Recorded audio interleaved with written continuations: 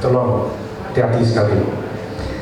Jadi para kasih Subang yang juga saya hormati, teman-teman staf, tenaga kontrak yang saya hormati, saya banggakan. Demikian juga dari Pak Putra Ditya, terkhusus nih Pak Putra Ditya yang kita undang juga siang menjelang sore hari ini, yang sebentar akan memaparkan tentang aplikasi yang berbasis web. Ada beberapa hal penting yang kita ingin sampaikan, yang ingin kita bahas dalam rapat ini. Yang pertama terkait dengan pelayanan kita di Dinas Dukcapil. Saya dengan Bu Sekretaris dan Kabin sudah mengikuti, para kasih juga mengikuti obrolan di WA, di grup Kalin Pilihan Dinas.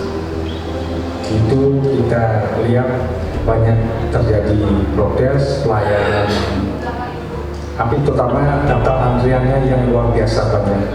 Kita harus menerapkan online, mau tidak mau, suka tidak suka, pelayanan online ini harus kita terapkan. Apalagi dalam suasana COVID seperti ini, kita harus daring. Karena itu sudah amanah daripada Permendagri. Jadi maka dari itu secara bertahap perlahan kita tetap akan mengedukasi masyarakat untuk mengikuti pelayanan daring ini, karena sudah dilaksanakan oleh Permendagri. Bapak Ibu yang saya hormati, jadi kita tetap akan mengedukasi kalian, tetap kita akan perbaiki pelayanan lain kita, tetap menimbulkan pelayanan yang sudah new normal. Kita sudah bentuk tim COVID, tolong awasi bersama-sama.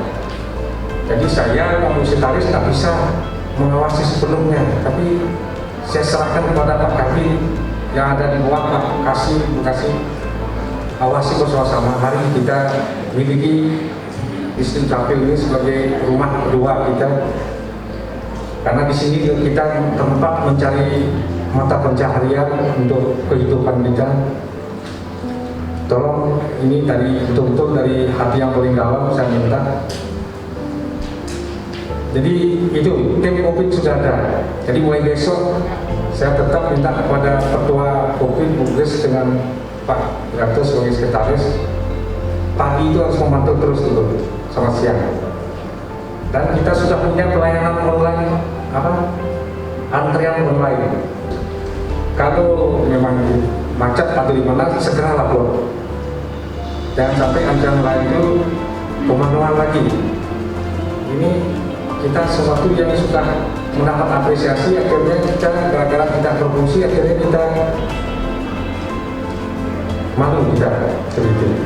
Nah, selain antrian online yang untuk di dalam, kita sudah menggunakan anjang pakai barcode untuk warga yang karena physical distancing tidak bisa masuk ke dalam ruang pelayanan karena di dalam sudah penuh tempat duduknya, karena dijaga jaraknya, physical distancing. Jadi masyarakat bisa memanfaatkan HP-nya dengan QR yang sudah di setel di HP. Dia bisa memantau pelayanan antriannya itu di HP-nya. Di Android-nya sudah bisa dipantau. Nah, ini saya minta ini tetap dilaksanakan. Itu tentang KIA. KIA yang punya nilai tambah. Kita harus kerjasama dengan Dinas Pariwisata. Jadi setiap anak yang memegang KIA, dia akan mendapat potongan pelayanan. Jadi diskon di tempat hiburan atau di mana. Kita sudah ajak kerjasama dan sudah disediakan oleh Pak Kadis Pariwisata disambut baik. Mari kita bekerja, mari kita optimalkan, karena kita juga akan menggagas terkait dengan pelayanan yang selain jebol. Nah, ini yang terpenting juga saya sampaikan bahwa kita akan melakukan pelayanan jemput bola juga. Jemput berkas ke masyarakat. Kita akan menjemput berkas masyarakat ke lapangan. 4 orang pegawai yang akan turun ke lapangan dari Capil untuk menjemput berkas. Nah, kalau sudah berkasnya sudah lengkap, Kita akan verifikasi, apa langsung verifikasi lapangan? Verifikasinya di kantor. Itu yang saya sampaikan, Bapak Ibu, kurang lebihnya mungkin di sekretaris untuk kebutuhan media. Ada yang tambahkan, silakan. Terima kasih. Karena seorang kepala dinas, seorang sekretaris, seorang kepala bidang tidak akan pernah bisa menaikkan nilai itu tanpa ada bantuan, tanpa ada dukungan daripada staf yang terdahulu. Kemudian selanjutnya mungkin dari Pak Putu Aditya akan memaparkan apa yang paling penting sekarang yang dilakukan. Selamat sore juga buat Pak Kadis dan Bu Sekdis. Mungkin ada yang belum kenal yang Bu Aditya dan Maman, proyek daripada untuk IT-nya ya, membuat tambahan fitur baru atau aplikasi baru yang kita sebut sebagai e-filing. Sementara kita sebut sebagai e-filing karena kita belum punya nama yang tepat untuk itu. Aplikasi e-filing ini adalah menggantikan Google Form yang dulu masyarakat gunakan. Kenapa? Karena Google Form itu ketika mereka diperiksa oleh petugas dan dinyatakan ada satu dokumen yang batal atau bermasalah, semua pengajuan diminta untuk mengulang. Itu tentu akan sangat membebani daripada yang melakukan pengajuan. Kok cuma salah satu tapi pengajuannya saya harus upload ulang.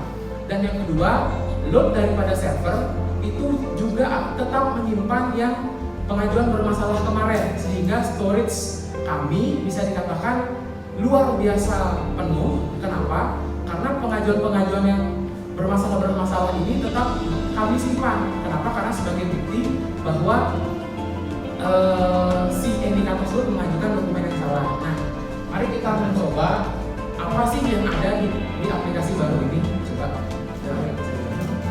Ya, jadi aplikasi ini akan digunakan oleh dua orang sekaligus. Yang dua peran atau dua role. Yang pertama adalah masyarakat, yang kedua adalah operator. Yang pertama, kita harus akan melakukan register dulu, di mana register ini akan meminta nomor HP penggunanya dan melakukan OTP, memberikan kode verifikasi ke HP teman-teman seperti itu. Ketika kita daftar, ya kita akan diminta untuk melakukan pengecekan ke WhatsApp. Kita meminta akan mengirimkan kode OTP. Nah, ketika kode OTP ini kita dapatkan via WhatsApp, kita bisa memasukkan kodenya dengan batas waktu. Kenapa? Agar kita memastikan bahwa orang di luar sana tidak menggunakan nomor orang lain untuk melakukan pendaftaran. Begitu pula juga agar masyarakat di luar sana tidak melakukan pendaftaran dengan email orang lainnya, seperti itu. Jadi kita sangat memastikan bahwa nomor HP yang didaftarkan, nomor email yang didaftarkan adalah benar-benar milik daripada orang tersebut, seperti itu. Ya, kode OTP sudah, baru kita bisa masuk ke sini. Nah, kita sebut ini sebagai dashboard. Dashboard ini apa sih? Dashboard ini pertama memberikan informasi tentang ada draft di sana, ada pengajuan, ada selesai. Draft adalah contoh di akte Pak Digore. Nah, kalau di akte itu jumlah yang di dokumen dilengkapi itu banyak. Mulai dari syarat-syarat akte kelahiran itu sangat banyak sekali, sehingga terkadang orang ketika melakukan sebuah pengajuan tidak bisa di satu waktu, sehingga dia bisa upload dulu dokumen yang dia miliki lalu menyimpan di draft. Jadi dia tidak buka form lalu harus selesai pada saat itu saja. Tetapi ketika ada yang belum selesai, pengajuan yang tadi di-create bisa dimasukkan ke draft. Dia masuk ke draft, tapi ketika dokumen itu dirasa sudah komplit oleh sistem, baru nanti dimasukkan ke arah pengajuan. Nah, di pengajuan inilah teman-teman operator melakukan pengecekan. Dan ketika salah, misalkan yang membuat sebuah pengajuan, dari 9 dokumen yang dia masukkan lalu diperiksa oleh operator, ada satu dokumen yang salah, akan dikembalikan. Masuknya kemana? Masuknya ke draft tadi. Akan di sana akan muncul bahwa upload yang ini yang salah. Jadi kita hanya mengupload dokumen yang salah tersebut. dan dokumen lainnya yang sudah benar terkunci, tidak bisa diupload ulang. Jadi ketika kita mengupload yang salah tadi, baru kita melakukan kembali pengajuan. Nah, disinilah kita akan melakukan perekaman kinerja terhadap staff. Kita di sistem kita yang dulu, Laciku, kalau teman-teman perhatikan, kita sudah melakukan log. Si operator A hari ini melakukan berapa pengajuan, berapa cepat dia melakukan pengajuan, berapa cepat mereka melakukan pemeriksaan. Itu sebenarnya kita sudah siapkan, sudah kita simpan datanya. Kenapa? Karena kedepannya, seperti arahan Pak Kadis, kita ingin melihat performa kita. Siapa sih yang paling baik? Siapa sih yang perlu diperhatikan agar ada reward yang mungkin bisa diberikan kepada teman-teman. Karena bekerja baik tentu menurut kita perlu reward juga seperti itu. Jadi sistem ini ke depan mengakomodasi hal-hal seperti itu. Oke, sudah. Nah, contohnya di sini kita bisa lihat, dan kita kan sekarang menggunakan tracking, Bu. Tracking itu kan tracking link yang terpisah. Nah, di sini semua jadi satu, mulai dari pengajuan, dari tracking sampai dengan draft pengajuan sampai dokumen-dokumen. Nah, dokumen yang sudah selesai itu akan terarsip juga di sini. Jadi ini adalah ketika dia punya sebuah akun pengajuan, ketika dokumennya sudah selesai, KK misalkan, KK itu bisa kita upload ke sini oleh operator, sehingga kita secara sebagai masyarakat punya sistem pengarsipan secara pribadi. Oh, berapa bulan lalu saya pernah ngurus KK, berapa bulan lalu saya pernah ngurus tentang akte kelahiran anak saya misalkan. Dan ketika suatu hari misalkan saya membutuhkan dokumen tersebut secara digital, terkadang kita telepon ke rumah, tolong difotoin dong, atau kita menyimpan. Nah, kita tinggal buka aplikasi yang di Dukcapil Bandung, kita bisa download file kita lewat device smartphone kita. Itu. Coba kita melakukan buat pengajuan. Oh ya, seperti ini. Nah, jadi contohnya itu ada yang sudah selesai, kita bisa langsung lacak pengajuan di dalam sini. Terus coba kita buat pengajuan. Nah, ini adalah total daripada seluruh pengajuan yang ada. Kita bisa scroll ke bawah, terus dan yang di bawah itu ada beberapa yang kita mengaktifkan. Jadi akan ada satu petugas yang seperti buka tutup keran pengajuan mana yang sudah full load ya. Jadi tadi pagi yang berdiskusi dengan Bu Surya bahwa hari ini ada update bahwa gate buka tutup form itu dari jam 7 sampai dengan jam 11. Yang sebelumnya itu dari jam 7 sampai jam 3, lalu berkurang menjadi jam 7 sampai jam 1, dan hari ini kita ada update lagi dari jam 7 sampai dengan jam 11. Tetapi jika masih membludak, kita akan menerapkan sistem kuota. Contoh misalkan KTP, kita akan kuotakan dia 100 pengajuan setiap harinya. Lalu KK mungkin yang pengecekannya jauh lebih ribet, mungkin satu hari maksimal 50 sampai 40 pengajuan.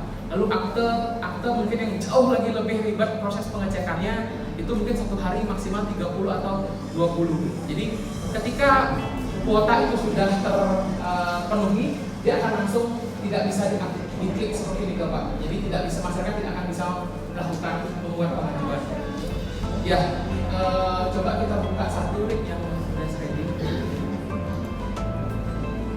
Ya, nah ketika masyarakat membuat sebuah pengajuan, nah kita arahkan dia untuk melihat alur. Kalau dulu kan klik link langsung kita melihat formnya. Nah kita sekarang sistem edukasi tuh, jadi kita berikan dia edukasi alur dulu. Kita bisa pasang foto alur di sini. Dari sini ke sini agar dia tahu dulu, oh ini alur saya. Lalu berikutnya lanjutkan, lanjutkan. Di sini kita bisa masukkan video. Jadi video edukasi bagaimana sih pengurusan di Dukcapil Bandung. Dia bisa nonton dulu. Oh seperti ini ngurus KK, seperti ini ngurus akte. Baru setelah dia sudah lihat video, kita next. Baru di sini melakukan syarat-syaratnya dan melakukan pengecekan. Jika, nah dulu ada trouble ketika masyarakat itu bisa melakukan pengajuan lebih dari satu, sehingga operator-operator terjadi saling sering mendapati si A input, si B juga melakukan penginputan. Jadi ini sering terjadi di KTP biasanya. Nah, di sini ketika KK dan NIK dimasukkan, sistem akan mengecek di sistem laciku sudah ada belum pengajuan itu. Tapi ketika dideteksi sudah ada dan sedang dalam proses, dia tidak akan bisa melakukan membuka formnya atau membuat sebuah pengajuan. Coba. Ya. Oh ini ya, belum ya. Jadi ini akan langsung connect ke laciku. Jadi teman-teman di operator tidak akan lagi memasukkan NIK ke laciku. Sehingga dari sini ketika kita klik periksa next, dia akan mengirimkan data ke laciku. Jadi tinggal buka laciku saja untuk prosesnya. Dan ini akan kita persiapkan di akhir bulan ini. Dan saya minta untuk sukarelawan dari teman-teman operator-operator di Dapdu, operator-operator di Capil untuk bisa memberikan masukan. Jadi kita akan mungkin memilih beberapa orang untuk mencoba men-trial sistemnya secara private. Jadi kita ketemu seminggu 3 kali misalkan di kantor Dukcapil untuk kita mencoba bersama-sama sehingga tim kita mendapatkan masukan seperti itu. Itu adalah perkenalan dari sistem kita yang baru. Semoga kalau jika lancar akhir bulan ini sudah bisa digunakan. Oke, sukses semua.